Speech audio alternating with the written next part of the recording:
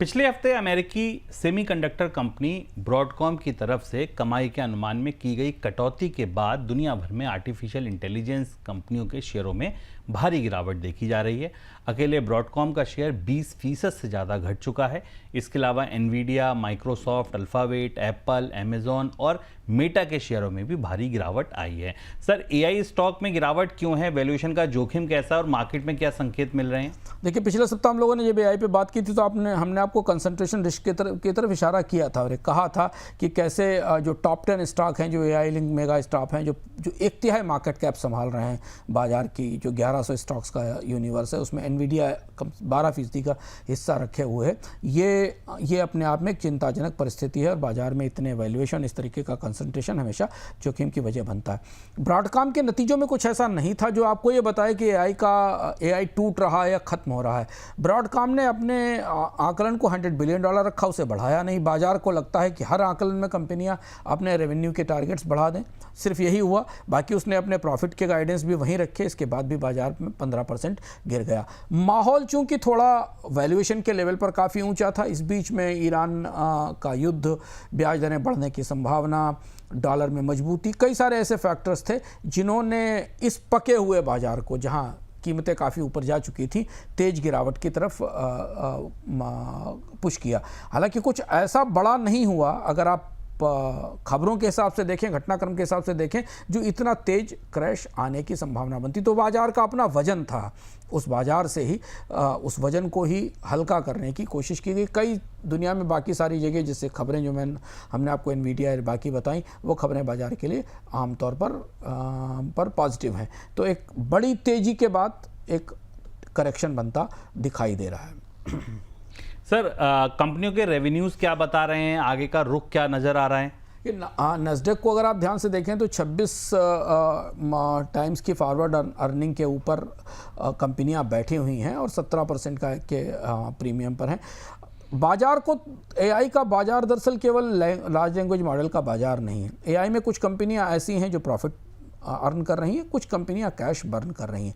तो रेवेन्यू के हिसाब से देखें तो एनवीडिया का रेवेन्यू सबसे अच्छा है। ब्रॉडकॉम के रेवेन्यू भी बहुत अच्छे थे।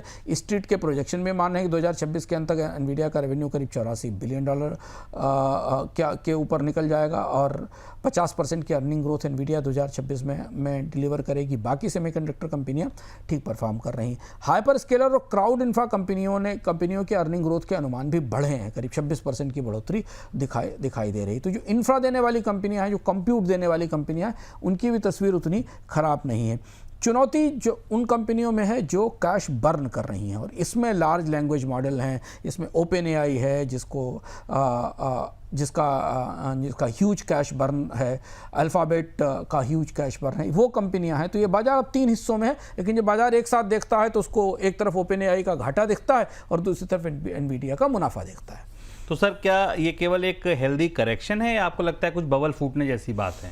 अभी फिलहाल आप ये मान सकते हैं कि एआई को लेकर कोई परिस्थिति बदली नहीं है, खराब नहीं हुई है। दुनिया में एआई की डिमांड है, चीज़ें अप्लाई की जा रही, पर हाँ, जो हाइप थी, जो बड़ी हाइप थी, उसे थोड़ा करेक्शन का आधार मिला है। और चूंकि बाजार में कंसंट्रेशन बेहद ज़्यादा था, आमतौर पर ऐसी स्थितियों में जब सीमित स्टॉक्स में काफ़ी सारा पैसा लगा होता और पूरी दुनिया में वो पैसा दौड़ रहा था उसी के पीछे, तो ये स्वाभाविक था कि इसमें गिरावट आए। हम लोग अपने पिछले कार्यक्रम में बता भी चुके थे पिछले सप्ताह कि ऐसा होने का खतरा है। तो ये एक किस्म का करेक्शन है। हालांकि बहुत सारे लोग ये मान रहे हैं कि एआई का जो कैपेक्स साइकिल है वो एक सीमा के बाद अब आगे नहीं बढ़ेगा, जो मौजूदा कैपेसिटीज़ हैं उनका इस्तेमाल किया जाएगा। तो ये भी एक संकेत है कि वैल्यूएशन सही स्तर पर आ रहे हैं करेक्शन के बाद एक लेवल पर।